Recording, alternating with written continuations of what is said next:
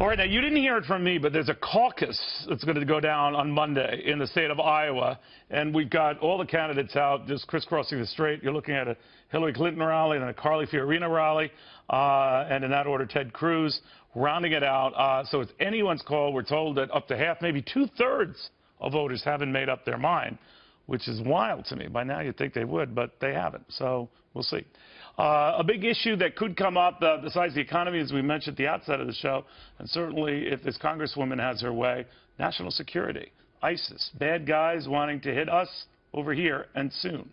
She was way ahead of the curve on this, the Democratic Congressman Tulsi Gabbard, the fine state of Hawaii. What I love about the congresswoman she's on is I always hear from Democrats who are ticked off of what she has to say and Republicans who are ticked off. So you're a mutual offender. Are the candidates talking on either side enough about these issues to your liking?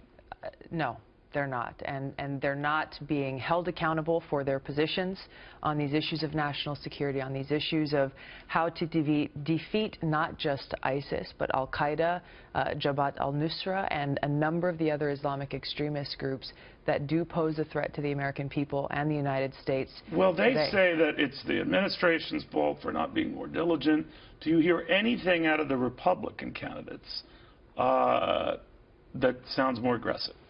I listened to some of the debate that we had just last night, and I had an early wake up, but okay. I listened to the part relating to national security and foreign policy, and was disappointed to see that there was a lot of strong talk against ISIS.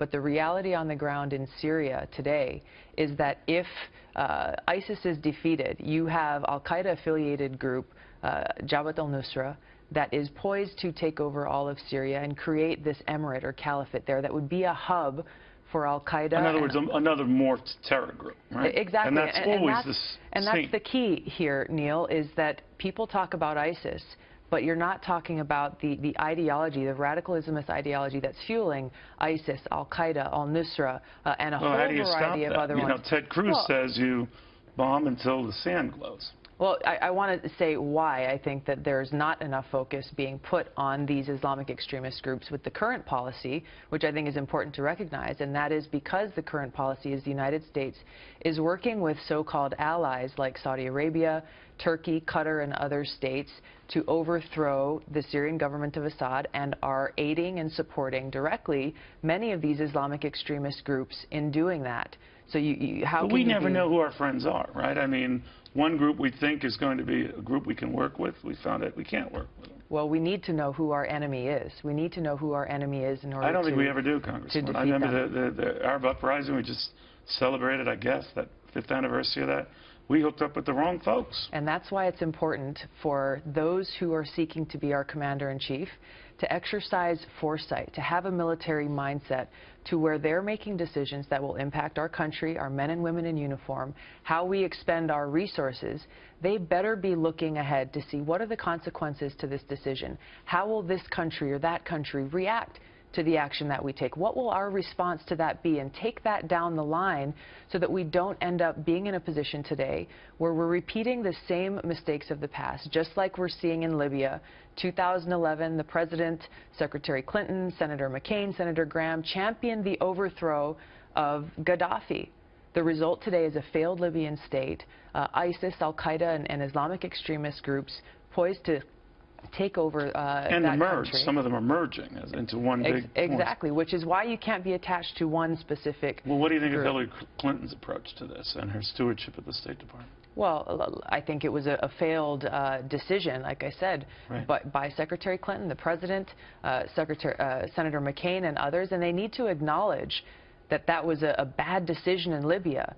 And it's important for them to acknowledge this, because then hopefully they will acknowledge the fact that what is happening in Syria now is going to be a repeat of the exact same thing. And if we acknowledge this now, if our leaders acknowledge this now, then we can stop our country from repeating that same mistake, which would, by the way, end up with a far more disastrous result if they're successful in Syria. Have you ever thought we're too late? I raised this with Donald Rumsfeld, that maybe these groups, particularly ISIS, have morphed into these multi-cell, tentacled units all over the world.